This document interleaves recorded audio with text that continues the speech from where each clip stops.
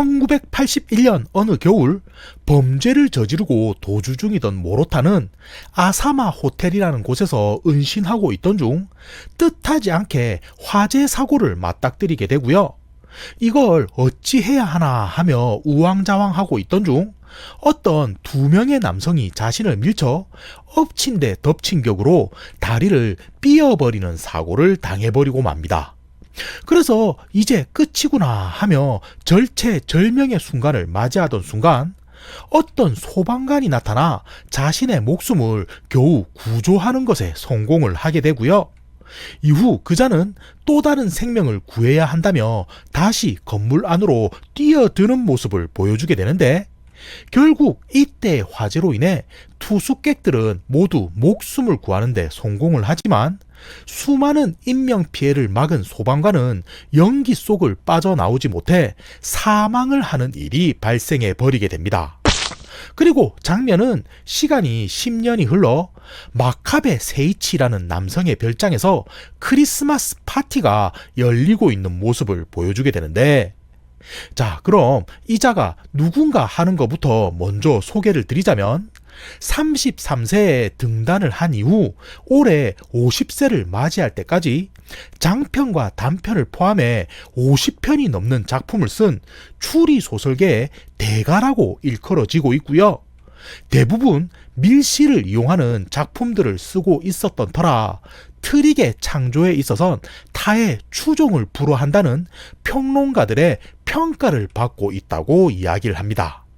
그러니까 쉽게 말하자면 부와 재능을 모두 인정받은 천상의 추리소설가다라고 말할 수가 있는 건데, 그는 최근에도 45번째 밀실 소설을 출간하곤 지금은 46번째 작품을 집필 중인 상태라고 설명을 하고요. 그럼 이제부터는 그가 주최한 크리스마스 파티에 어떤 인물들이 참석하게 되었나 하는 걸 알려드렸으면 하는데, 우선 크게 세 가지 부류로 나눈다면 가족들이라 할 수 있는 인물들은 보시는 3명이 가능하지 않을까 싶고요. 맨 앞에 있는 여성은 사치코라는 이름의 마카베의 여동생인데 몇 해 전 이혼을 한 이후 지금은 자신의 딸 마오와 함께 독신인 오빠의 집에서 함께 머물고 있다고 설명이 됩니다.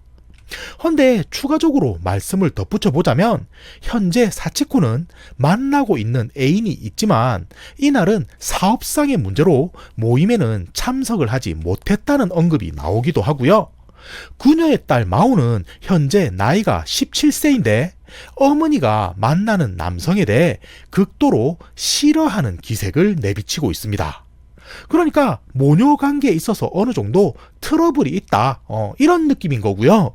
오른편에 보이는 코지라는 남성은 마호와 동갑인 17세의 청년인데 제가 도입부에서 언급한 사고로 죽은 소방관의 아들이 되는 거고요.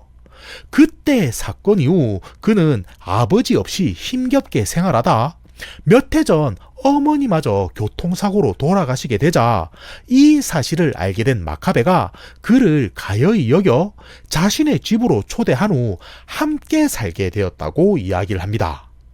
헌데 그런 관계가 몇 해가 지나다 보니 지금은 거의 가족 마냥 편히 지내고 있는 모습이고요. 마카베를 제외하면 유일한 남성이다 보니 시키지 않아도 지붕에 올라가 눈을 치우는 등의 힘든 일을 그는 도맡고 있는 모습을 보여주기도 합니다. 자, 그리고 다음은 편집자들이라고 칭할 수 있는 사람들인데, 마카베는 워낙에 인기가 많은 유명 작가이다 보니 출판사마다 나뉘어 담당자가 따로 존재한다는 걸 알 수가 있는 거고요. 우선 후나사와부터 설명을 하자면 마카베가 신인이었던 시절부터 지금껏 가장 많이 작업한 출판사의 편집자라고 나오는데, 여기서 미리 공개를 할게, 제가 10년 전 화재 사건 당시 모로타라는 남성을 어떤 두 남자가 밀치고 지나갔었다고 했었잖아요.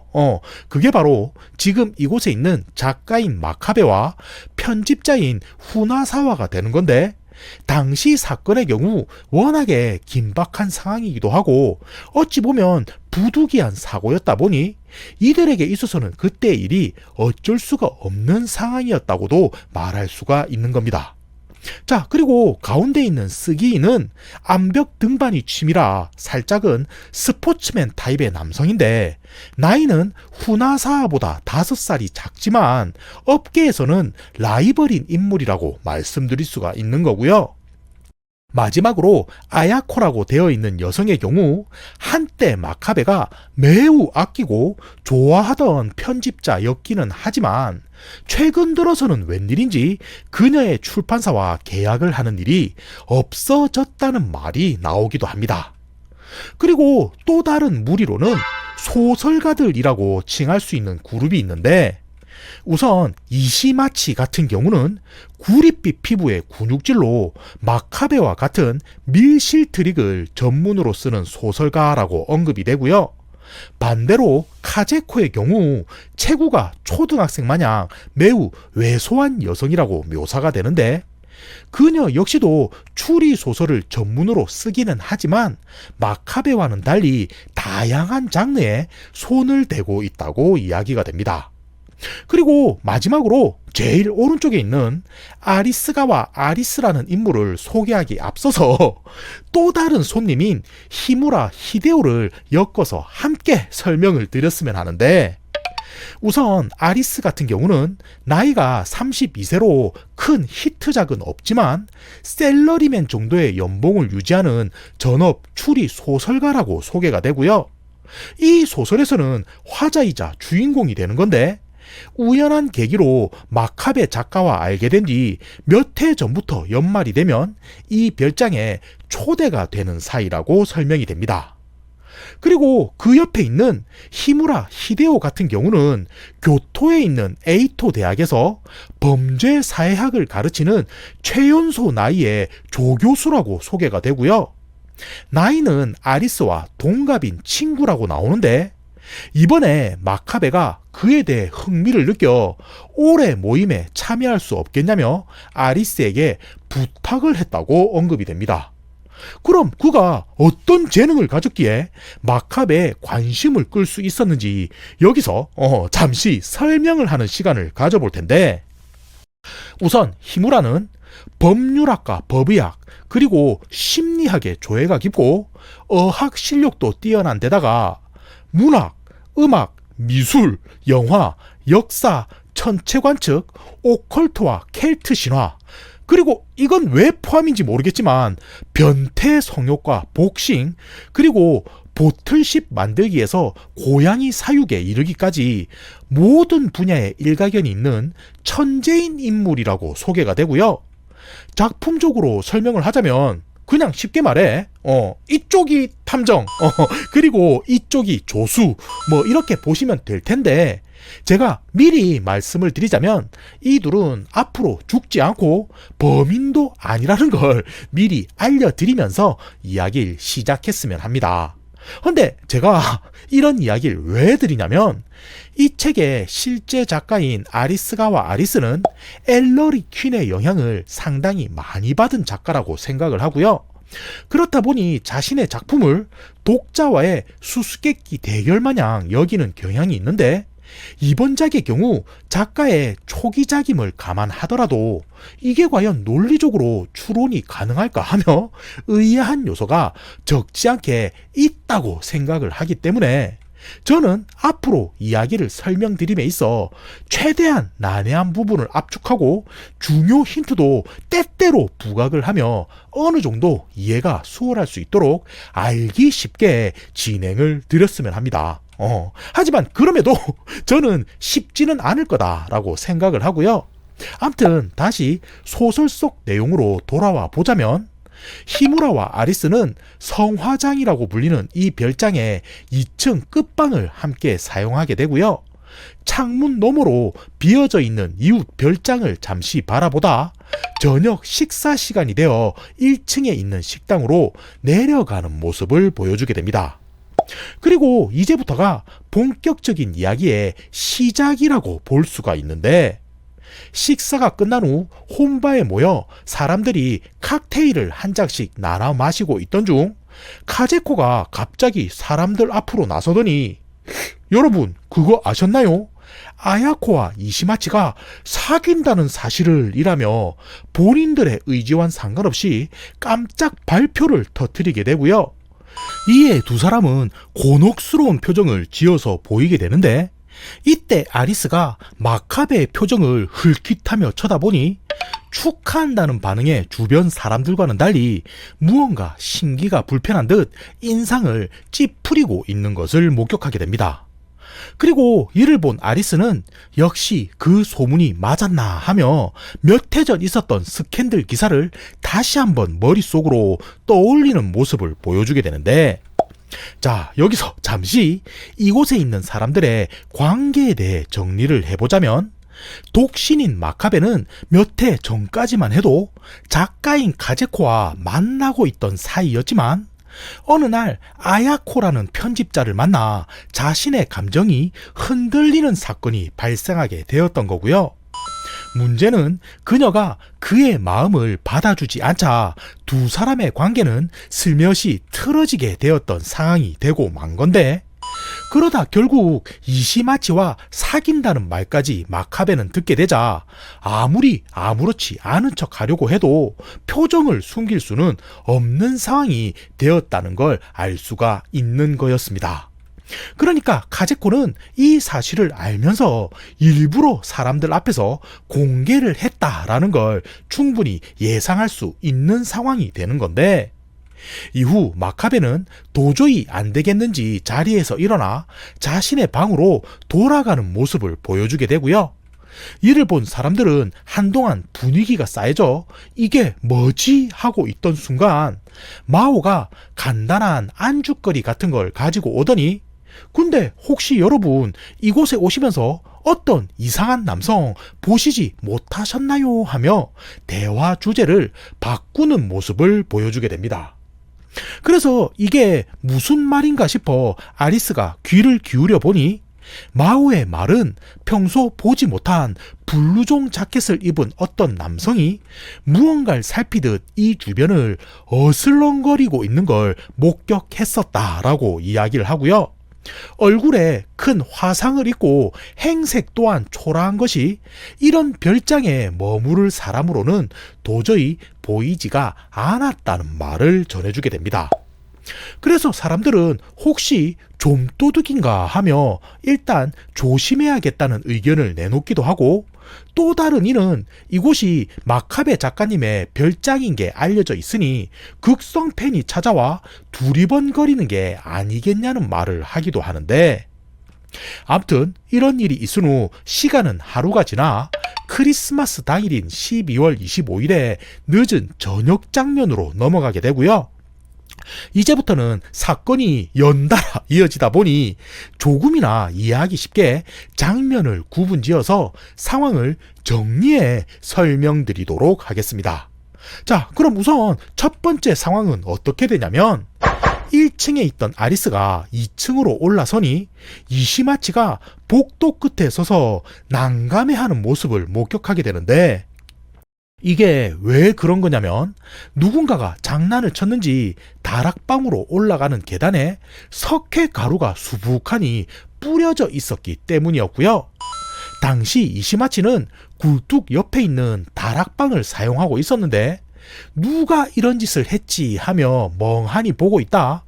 어차피 슬리퍼를 버리는 것 정도야 어쩌겠냐는 말을 하더니 이건 내일 아침에 치우자고 말을 한 후 자신이 사용하는 다락방으로 조심스레 올라가는 모습을 보여주게 됩니다. 그러니까 누군가 이 계단을 밟게 되면 발자국이 남는다, 이 말이 되는 거죠. 자, 그리고 두 번째 장면은 아리스가 2층에 있는 방에서 잠을 자던 도중 새벽 2시 깨어나면서부터 시작을 하는데, 이때 그는 무심결에 창밖을 내다보다 어떤 발자국이 별장에 있는 뒷문으로 연결되어 있다는 걸 목격하게 되고요. 순간적으로 어젯밤 마오에게 들었던 블루종 자켓의 남성이 떠오른 그는 조심스레 1층으로 내려와 혹시 누군가 들어오지는 않았는지 주변을 두리번거리며 살피는 모습을 보여주게 됩니다. 헌데 그때 1층 서재에서 무언가 타는 것 같은 소리가 들려오게 되고요. 이에 아리스가 혹시나 하는 생각에 문을 열어보게 되는데 어찌된 일인지 벽난로 안에는 누군가가 몸을 반쯤 넣은 채 불타고 있는 모습을 확인하게 되었던 거였고요. 깜짝 놀라 사람들을 불러 모으려던 순간 누군가에게 공격을 받은 그는 그 자리에 쓰러져 기절을 하는 모습을 보여주게 됩니다. 자, 그리고 여기서 이야기는 어떻게 이어지게 되냐면 극심한 통증에 겨우 아리스가 눈을 뜨니 이시마치가 달려와 무슨 일이냐며 그를 깨우고 있는 모습이었고요. 시계를 보니 15분가량 정신을 잃은 듯한 상황이었는데 어찌된 영문인지 자신은 공격당한 서재 안쪽이 아니라 1층에 있는 라운지 쪽으로 위치가 이동되어 있다는 걸 깨닫게 됩니다. 하지만 그보다 더 중요한 건 서재 안 벽난로에서 누군가가 타고 있는 것을 보았던 것이기 때문에 아리스는 빨리 달려가 확인해 보라는 말을 전하게 되는데 문제는 여기서부터 발생을 하는 게 분명 아까까지만 해도 열려 있었던 서재가 안쪽으로 걸쇠가 잠겨 열리지 않는 모습을 보여줬던 것이었고요. 안 되겠다 싶어 히무라를 깨우려 2층으로 올라간 아리스는 그를 데리고 1층으로 내려오던 순간 여기서 이번 사건의 핵심이 되는 장면을 목격하게 되는 게 이시마치가 계단을 내려오며 석회 가루를 밟은 발자국 위로 또 다른 누군가의 발자국이 더딥혀져 계단 위로 이어져 있는 것을 발견하게 됩니다. 자, 그러니까 이게 설명드리기 참 난감한데 다시 한번 언급을 하자면 이시마치가 다락에 있는 자신의 방을 나서며 어쩔 수 없이 계단에 있는 석회 가루를 밟았다는 말이 되는 거고요. 그 흔적이 2층 계단을 거쳐 1층까지 희미하게 이어져 있다는 상황이 되는 건데 아리스가 히무라를 깨우려 2층에 왔다 다시 1층으로 내려가는 도중 이시마치가 남긴 발자국 위로 또 다른 누군가의 발자국이 이중으로 찍혀 있는 것을 보게 되었다는 말이 되는 겁니다. 그리고 이로 인해 아리스는 자신을 공격한 범인이 1층 어딘가에 숨어 있다 계단에서 이시마치가 내려오는 것을 확인하자 몰래 기회를 틈타 2층으로 올라간 후 도주를 했구나 하고 생각을 가지게 되는데 하지만 그럼에도 일단 서재부터 확인을 해야겠다 여긴 아리스는 뒷문을 통해 눈밭으로 나가 창문 밖에서 서재 내부를 들여다보게 되고요. 자세히 보니 벽난로 속 남성이 블루종 자켓을 입고 있구나 라고 여길 중 순간적으로 히무라가 창문을 깨고 안으로 들어가더니 걸쇠로 잠긴 문을 열어 젖힌 후 문 밖에 서 있던 이시마치를 불러 지금 당장 경찰에 신고를 하라는 말을 전하게 됩니다. 자, 근데 여기서 끝이 아니고요. 일순 별장 안에 소란이 벌어지게 되자 자고 있던 나머지 사람들도 이게 어찌된 일이냐며 서재 근처로 모여드는 모습을 보여주게 되는데 이에 히무라는 사람들을 주목시키며 지금 이곳에 마카베 씨가 보이지 않으니 자신은 이제부터 찾아보겠다는 말을 전하게 되고요. 계단에는 범인의 것으로 보이는 발자국이 남겨져 있으니 모두들 신고 있는 슬리퍼를 벗고 절대로 흔적이 지워지지 않게 조심해 달라는 말을 전하게 됩니다. 자, 그럼 다시 이제부터 상황이 어떻게 이어지게 되냐면 별장 전체를 이리저리 뒤지던 히무라는 지하에 있는 소고가 안쪽에서 잠겨져 있다는 걸 발견하게 되고요. 이때 같이 있던 후나사와가 지하 소고는 예전부터 경첩 한쪽이 고장나 있어 안쪽에서 문을 잠그지 않으면 닫히지가 않는 구조로 되어 있다는 것을 알려주게 됩니다. 그래서 결국 안 되겠다 여긴 그들은 강제로 문을 부순 후 안쪽을 확인해 보는 모습을 보이게 되는데 아니나 다를까 서재 때와 마찬가지로 마카베는 벽난로에 몸을 반쯤 밀어 넣은 채 불에 타서 죽어있는 장면을 목격하게 되고요. 그렇게 하룻밤 만에 두 구의 시신을 밀실에서 발견한 일행들은 경찰이 나타나 수사를 종료하길 기다리는 모습을 보여주게 됩니다. 자, 그리고 여기서 1차적으로 경찰들이 수사 결과를 발표하기 이전에 히무라와 아리스가 이번 사건에 대한 각자의 생각을 주고받는 장면을 보여주게 되는데, 우선 히무라가 하는 말이 두 구의 시신이 발견된 장소가 각자 벽난로가 있어 비슷해 보일 수는 있는 구조이지만 서재의 경우 문이 걸쇠로 되어 있어 어느 정도 밀실 트릭에 대해 알고 있다면 간단한 낚싯줄과 스카치 테이프만으로도 충분히 급조할 수가 있는 구조라고 이야기를 하고요. 반대로 지하에 있는 소고 같은 경우는 잠금 장치가 빗장으로 되어 있기 때문에 안쪽에서 잠그지 않는다면 밀실을 만들기에는 거의 불가능한 구조라는 것을 알려주게 됩니다. 그리고 그들이 있던 공간에는 공통적으로 기름통이 있었다는 것을 언급하게 되는데, 여기서 차이가 있다면 소고에서 발견된 기름통은 별장에서 멀리 떨어진 창고에 있던 것이라 말을 하고요. 서재에 있던 것은 별장 뒷문에 있는 눈바디에 놓여져 있던 것을 사용했다는 이야기를 전해주게 됩니다. 그러니까 똑같은 밀실에 사람이 불타 죽고 그 안에는 기름통이 놓여져 있었지만 그 세부적인 디테일을 따지고 보면 조금씩 차이가 난다는 말이 되는 거죠.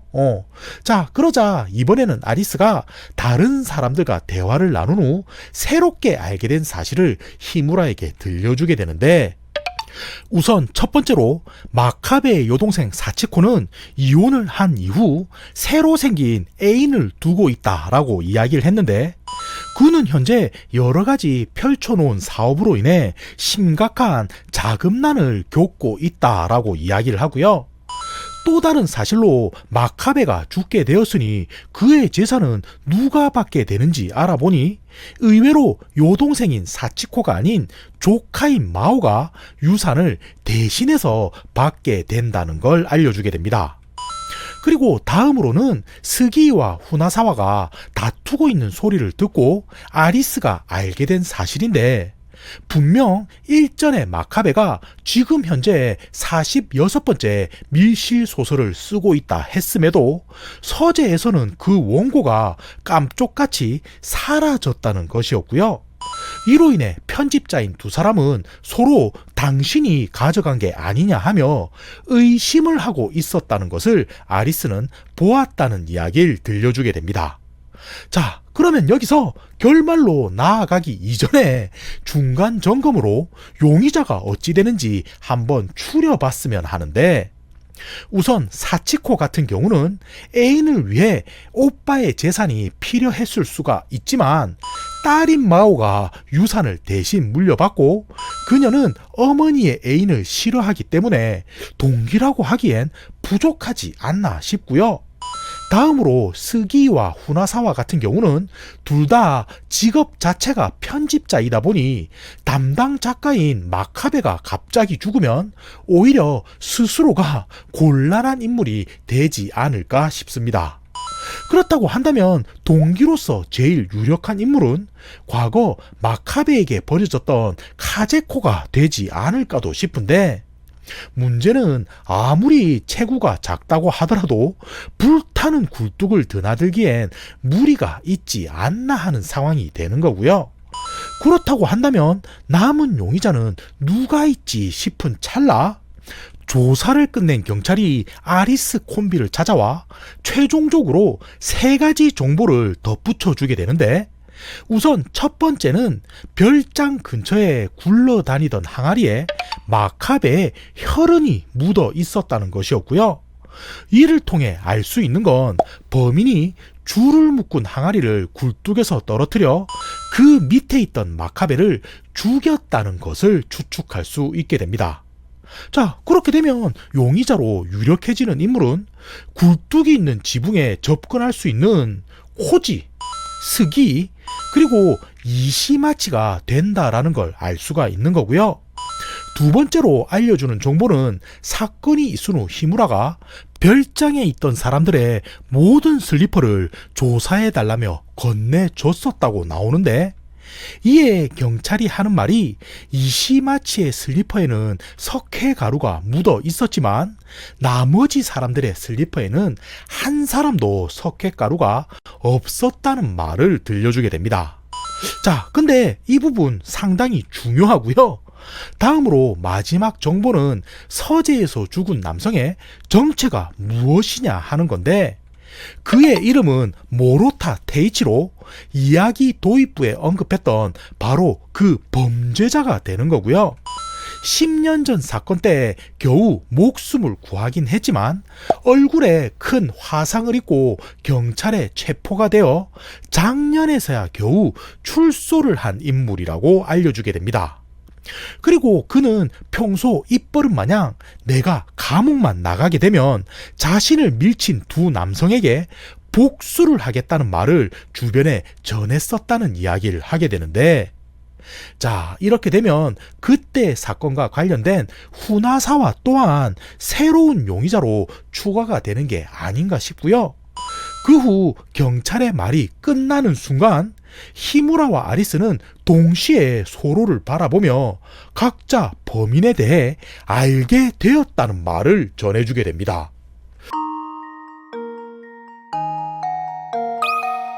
How does this sound? Professor! 자, 결말이죠. 그리고 이때 아리스가 하는 말이 역시 범인은 코지였구만 이라고 이야기를 하게 되는데, 그 이유가 무엇인고 하니 마카베는 과거 사귀던 여성을 가차없이 버리고 젊은 여성에게 눈독 들이는 인간으로서 이류인 인물이라고 이야기를 전하게 되고요. 만약 코지의 입장에서 생각을 해보았을 때 자신의 아버지가 목숨을 걸고 구한 생명이 모로타 같은 범죄자의 저런 쓰레기 같은 인물인지 알게 되었다면 분노한 나머지 살해했을 것이 분명하다는 말을 전하게 됩니다. 그러자 이 말을 들은 히무라는 그래, 너는 추리는 하지 말고 계속 소설만 쓰는 게 좋겠다라고 하더니 이번 사건의 범인은 바로 이시마치라는 말을 들려주게 되는데, 자, 근데 여기서 그래, 나도 그렇게 생각했어 라고 생각하시는 분들 많으시죠? 하지만 문제는 어떻게 해서 그가 범인이고 이번 사건이 어떤 과정으로 이루어졌나 하는 게 관건인 건데, 우선 히무라가 이시마치를 범인이라고 확신한 이유부터 설명을 드리자면, 바로 다른 사람들의 슬리퍼에는 석회가루가 묻어있지 않았다는 것이었고요. 이 부분은 살짝 복잡하기 때문에 제가 풀어서 설명을 드리자면, 앞서 아리스가 계단에서 내려오는 발자국 위로 올라가는 발자국이 찍혀 있어 범인이 이시마치가 내려오자 그 틈에 2층으로 올라갔구나 라고 여겼다 했었지만, 그때 상황을 곰곰이 생각해보면 2층으로 올라갔던 사람이 또 한 명 있었던 게, 그건 바로 범인에게 공격당한 아리스 본인이 되는 거고요. 그때 그는 자신이 남긴 발자국을 보고 범인의 것이라며 착각을 한 상황이 되는 거였습니다. 상황이 좀 황당하죠?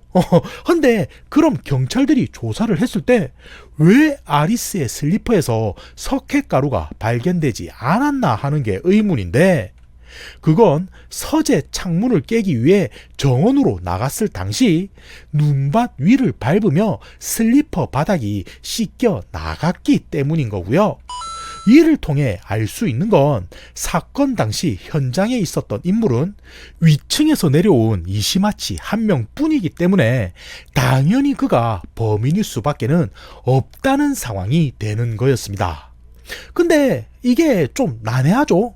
그래서 히무라와 아리스는 용의자로 지목된 이시마치를 불러 다시 처음부터 그날 밤의 상황을 재구성하게 되는데, 범행의 동기는 첫날 밤 마카베가 자신과 아야코가 사귀고 있다는 말을 듣자 대놓고 심기가 불편해하는 기색을 보이니 어쩔 수 없이 죽여야겠다라고 여겼기 때문인 거였고요. 사전 작업으로 그는 두 가지를 미리 준비하게 되는데, 우선 첫 번째는 다락방 앞 계단에 석회 가루를 뿌려두는 것이었고, 두 번째는 창고에 있던 기름통을 미리 서고 안에 옮겨두는 작업을 진행하게 됩니다. 자, 그리고 그가 어떤 방식으로 마카베를 죽인 거냐면, 우선 아야코와 관련되어 대화를 나누고 싶으니 만날 수 없겠냐며 속으로 먼저 유인을 했던 거고요.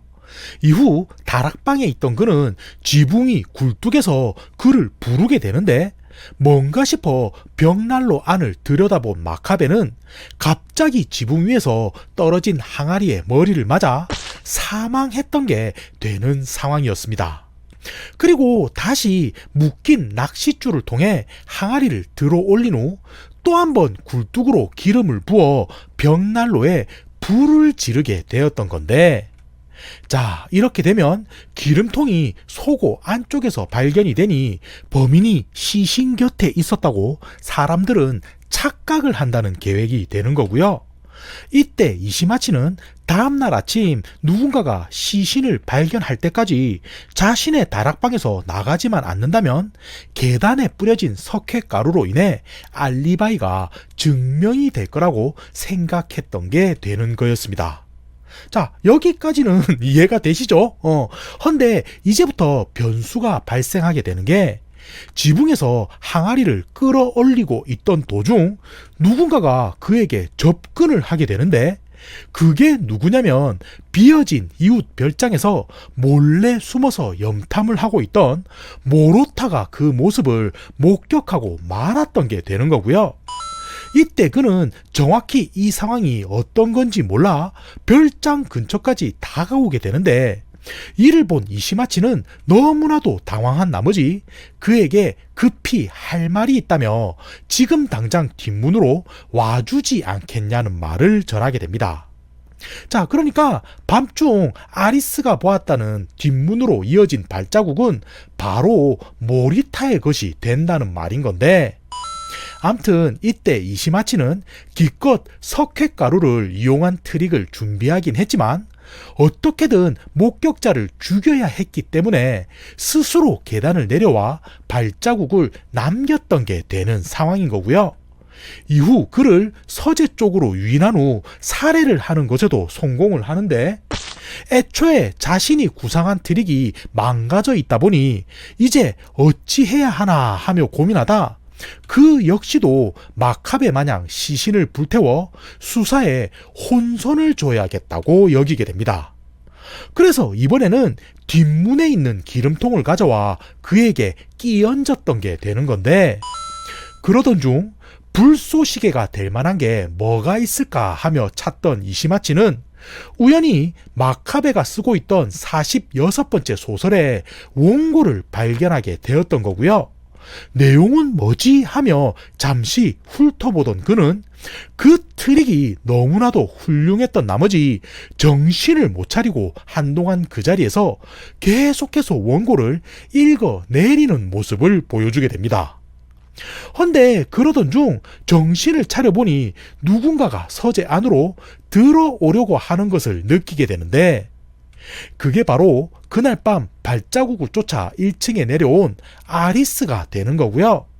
당황한 나머지 황급히 내려쳐 그를 기절시키게는 되지만 친구이자 동료였기 때문에 도저히 죽일 수는 없다고 생각한 이시마치는 일단 라운지로 기절한 그를 먼저 옮겨 놓은 후 최대한 빨리 원고 내용을 머릿속에 놓고 원본을 불태우기 위해 시간을 끌어야겠다고 여기게 됩니다. 그래서 평소 자신의 재능을 이용해 서재 안을 급조한 밀실로 만들게 된 건데, 그 후 다시 라운지 쪽으로 나간 그는 흡사 기절한 아리스를 발견한 양 깨우는 행동을 했던 게 되는 거고요. 이때 예상치 못한 우연이 겹치게 되는 게, 사실 서고가 있던 지하의 문은 의도를 해서 밀실로 만든 게 아니었지만 때마침 경첩이 고장나 마카베는 안쪽에서 문을 잠그게 되었던 거였고, 이를 발견한 일행들은 또다시 밀실을 확인하게 되자 범인은 어떻게 이런 상황을 연출한 거냐며 혼란을 겪었던 게 되는 거였습니다. 자, 그리고 이 말을 들은 이시마치는 별다른 저항 없이 자신의 죄를 모두 인정하는 모습을 보여주게 되는데, 이후 자수를 하겠다며 일어선 그를 아리스는 조용히 멈춰 세우게 되고요. 도대체 네가 발견한 원고가 얼마나 대단했기에 그런 상황에서도 신경을 쓴 거냐 하고 물어보자, 이에 이시마치는 선생님은 정말 천상의 밀실 트릭을 쓰셨어. 하지만 이제 그 내용은 영원히 공개되지 않을 거야 라며 조용히 쓴 웃음을 지은 뒤 돌아서는 모습을 보여주게 됩니다. 끝.